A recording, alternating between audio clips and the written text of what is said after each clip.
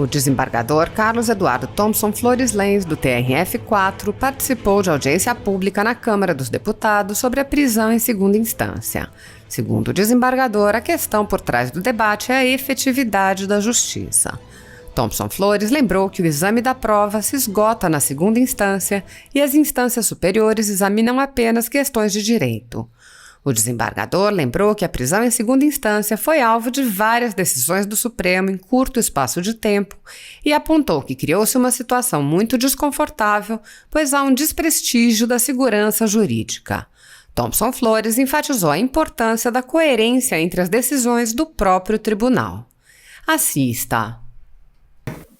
Eu quero, primeiramente, agradecer a honra do convite que me foi formulado por Vossa Excelência. Desde já também cumprimentar os eminentes palestrantes que falarão na sequência, professor Ives, mestre de todos nós, professor Modesto Carvalhosa, da mesma forma, grande mestre, e o notável advogado de Santa Catarina, o professor Márcio Vicari, um advogado ímpar, de grande destaque e renome no seu estado e projeção fora do seu estado. Eu me sinto muito honrado com esse convite, e quero lhe dizer que nós estamos tratando aqui de aperfeiçoamento do Poder Judiciário. Essa emenda muito importante, que no tópico que nos interessa aqui. A PEC da segunda instância trata do quê? De efetividade da justiça. Eu lembro sempre, e disse isso no meu discurso de posse há 20 anos atrás, quando ingressei no Tribunal Federal, lembrei uma passagem do cardeal de Richelieu, né, que dizia: é mais fácil apontar os defeitos da justiça do que obter-lhes os remédios. E é verdade. Sucessivas reformas judiciárias têm tentado aperfeiçoar o mecanismo da administração da justiça. E é isso que os senhores estão fazendo hoje aqui e colhendo os depoimentos. Quero louvar a iniciativa do Congresso nesse sentido. A justiça aponta-se desde tempos mais remotos, Aristófanes, Molière, Rabelais, quando cria a figura do juiz Bridoy, que decidia na sorte dos dados, né? E Balzac, Anatole France, foram todos severos críticos aos juízes. Por quê?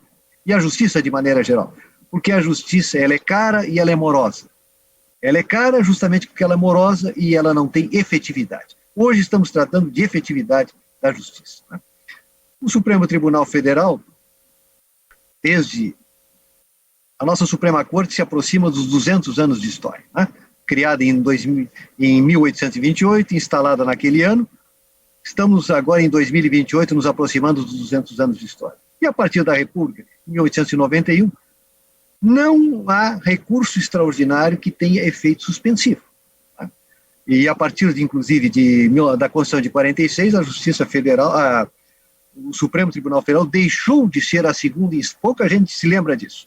Até 1946, o Supremo era a segunda instância da Justiça Federal. Com a Constituição de 46 e a instalação do Tribunal Federal de Recursos, ele deixa de ter essa função. E aí, a partir daí, passa a examinar questões exclusivamente de direito. Este é o fundamento, um dos fundamentos para a aprovação dessa PEC. Quer dizer, o exame da prova, ele se esgota na segunda instância. Os tribunais de justiça, os tribunais federais, os tribunais do trabalho. Quer dizer, a Corte Suprema e o STJ, que a partir de 88 absorveu parte das funções do Supremo Tribunal Federal, não examina mais prova. Examina, isso sim, a idoneidade da prova, a qualificação da prova. E aí nós estamos falando de questão de direito. Então não há sentido, realmente, de não se poder executar as decisões criminais, né, e cíveis também, mas vamos tratar aqui das criminais a partir da prolação do esgotamento na segunda instância dessas decisões. Tivemos exemplos na história recente do Brasil muito positivos nesse sentido. Vamos para a maior democracia do mundo, que é os Estados Unidos. Lá, as decisões, uma vez proferidas pelas Cortes Federais de Apelação e pelas Supremas Cortes Estaduais, elas passam a ter eficácia imediata. No caso Watergate, por exemplo, em que 20 colaboradores próximos do presidente Nixon foram condenados, dentre os quais 3 ministros, ministro da Justiça, John Mitchell, o chefe da Casa Civil, Bob Haldeman, e o secretário de Estado para Assuntos Domésticos, John Ehrlichman, foram condenados pela Corte Federal de Apelações de Washington e passaram a cumprir penas no presídio federal de 2 anos. E foram condenados não por apropriação de recursos públicos, foram condenados pelo crime de perjúrio, mentiram ao país, e obstrução de justiça. E aqui fica, eminente deputada, acho que para o aperfeiçoamento da nossa democracia, nós precisamos instituir também no Código Penal esse tipo penal que é o crime de perjúrio. Nos Estados Unidos, você pode se calar quando convocado a um congresso ou um comitê, mas não pode mentir. E esses 20 colaboradores do presidente Nixon, que foram condenados a penas severas, eles mentiram no comitê judiciário e no parlamento.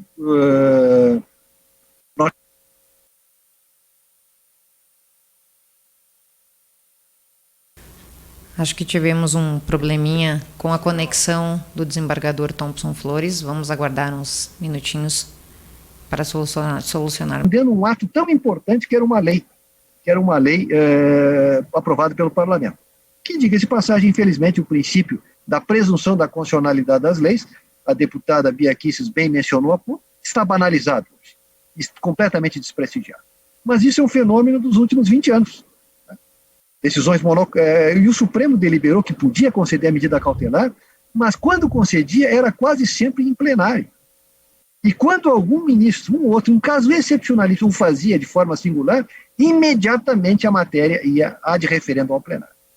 Então, senhores, vejam o cuidado que havia nessas concessões de medidas cautelares e despachos monocráticos decidindo questões da maior transcendência da nação. Esse cuidado, esse apelo que, digamos assim, existe, a própria Corte Suprema dos Estados Unidos, que é o nosso modelo, ela só decide full bench. Quer dizer, a Corte toda, ela, com a composição plenária. É excepcional a concessão de uma medida de forma isolada por um dos seus 9 juízes. Né? Então, outra questão importante, nós tivemos até há pouco o Supremo, com essa alteração da execução das penas, e a partir da decisão de segunda instância, teve uma decisão num sentido, pouco depois se alterou, e agora voltou de novo para a posição anterior, né? Digamos assim, não permitindo. Isso é muito, digamos assim, isso é muito desconfortável e desprestigia um princípio que está não expresso, mas implícito na Constituição, da segurança jurídica. Uma decisão dessa importância, ela não pode ficar ao sabor da mudança da composição da Corte por 1 ou 2 membros, tá? Digamos assim, quando são substituídos por processo de aposentadoria. Tá? Haja vista que o Supremo Tribunal Federal, quando examinou, em 1980, pela primeira vez, se cabia revisão constitucional, revisão criminal, com base em alteração da jurisprudência. Esse caso foi em 1980, relator o ministro Thompson Flores, e 6 meses depois, um outro caso idêntico, examinado pelo saudoso amigo do nosso mestre Ives, saudoso ministro Cordeiro Guerra. Ambas essas decisões, unânimes, entenderam que a alteração da jurisprudência não serve para motivar, ensejar a revisão criminal. E elas citaram a jurisprudência da Suprema Corte norte-americana, citaram exatamente o caso Miranda. O caso Miranda, decidido em 1966, onde a Suprema Corte americana entendeu que o indiciado, o acusado, tinha direito no interrogatório à presença de um defensor constituído. Mas a Suprema Corte se deu conta que, se aplicasse aquela decisão retroativamente, simplesmente desestabilizaria o sistema de justiça. Né? E o americano, nós sabemos, preza muito a segurança jurídica. E então decidiu que aquela decisão valia daquele caso para frente. Quer dizer, então, isso é um princípio que precisa também ser resgatado, né? A segurança jurídica e a jurisprudência do Supremo. Isso foi decidido em 80 e 81, e não me recordo depois de outra questão ter sido decidida dessa mesma matéria. Mas, digamos, é muito importante essa coerência, aproveitando ali a linha do tempo. O juiz Oliver Holmes, da Suprema Corte americana, ele dizia, é muito importante, ao interpretar a lei e fazer a aplicação dela, conhecer a história da instituição, não só jurídica, como da instituição judiciária, porque isso facilita, digamos assim, ao julgador, aquele que vai administrar a aplicação da lei, a sua fiel execução. Então é importante conhecermos os precedentes da Corte Suprema. O Supremo Tribunal Federal não iniciou a sua história há 20 anos, pelo contrário, Eu mesmo mencionei no início da minha fala, ele se aproxima dos 200 anos de história. Tem toda uma história atrás, digamos assim, da sua longa trajetória. E eu aqui quero prestar uma homenagem, deputada Caroline. Quero lembrar alguns nomes do Supremo que na história recente saíram ou tiveram passagem na Câmara dos Deputados e foram para o Supremo Tribunal Federal. E não eram só nomes de grandes oradores, grandes políticos. Eles também tinham essa peculiaridade que eram juristas notáveis, todos conhecidos do professor Ives, do professor Modesto Carvalhosa. Já o professor Vicari, como é bem mais moço, ele só conhece esses nomes pelos livros de história. Mas vou lembrar os nomes. Prado Kelly, Oswaldo Trigueiro, Aleomar Balheiro, Adalto Cardoso, Bilac Pinto, esses dois últimos, inclusive, presidiram a Câmara dos Deputados. Oscar Correia, que está completando o centenário de seu nascimento este ano. E não podia faltar o nosso grande Paulo Brossard de Souza. Todos eles ou saíram da Câmara dos Deputados direto para o Supremo Tribunal Federal, ou na sua longa trajetória da vida pública, passaram pela Câmara dos Deputados. São nomes notáveis que honraram o Parlamento brasileiro e honraram a Suprema Corte. Quer dizer, eles souberam, eu sempre menciono,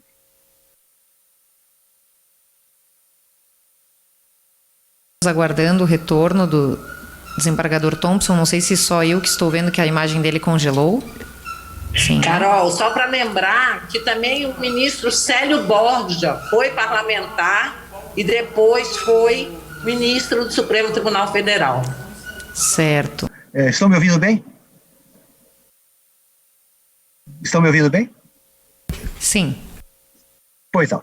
Então, como dizia o Luiz Brandes, a um homem de bem, a toga traz a mudança da personalidade. Quer dizer, esses homens como Aleomar Balheiro, que era muito apaixonado, Oscar Correia, o próprio Paulo Brossard, quando vestiram a toga, eles se tornaram juízes, né, com todas as altas virtudes que o cargo impõe. Então eu acho, e já vou me encaminhando para finalizar, porque eu quero observar rigorosamente o prazo, inclusive para ouvir os nossos eminentes conferencistas que virão a seguir. Esta proposta de emenda constitucional, ela é de toda a pertinência. E eu me permito aqui fazer o acréscimo, e perdoe-me a ousadia, mas é importante que tenhamos também, na figura penal do nosso Código, o crime de perjúrio, e uma outra emenda que está há muito tempo parada aqui na Câmara, que também é importante para a democracia, que já foi aprovada por unanimidade no Senado, o fim do foro por prerrogativa de função. Isto, a nossa democracia não mais justifica a presença desse instituto. É assim nos Estados Unidos. O presidente Nixon começou a ser investigado por um juiz federal, John Sirica. O presidente Clinton foi processado por um juiz federal de primeira instância, com todas as garantias. Mencionamos o caso do presidente Chirac, que foi condenado também em segunda instância. O próprio ex-presidente Sarkozy acabou de ter uma sentença, e eu não me refiro só ao fato de serem condenados, no sentido, eles tiveram seu caso apreciado por juízes de primeira instância. Não há nenhum motivo para desconfiar, os nossos juízes são extremamente preparados, a tal ponto que os juízes do Supremo Tribunal Federal hoje constam entre seus assessores juízes de primeira instância, né? Muitos com muito mais vivência em matéria penal do que os atuais membros do Supremo Tribunal Federal. Tem aí juízes com 20, 30 anos de história, digamos, na matéria penal. Então, já fechando, eminente deputada, a minha intervenção, eu quero agradecer essa oportunidade da fala. Acho que é muito importante essa iniciativa da sociedade discutir essa importante proposta de reforma da Constituição. Muito obrigado e espero que tenha cumprido rigorosamente meu prazo. Cumpriu sim, apesar das falhas técnicas. Desembargador, agradeço as suas sábias palavras, a sua contribuição também com direito comparado, trazendo luz a esses temas, e já tomamos nota também da questão das suas sugestões, né, com relação ao tipo penal de perjúrio e também a emenda do fim do foro por prerrogativa de função.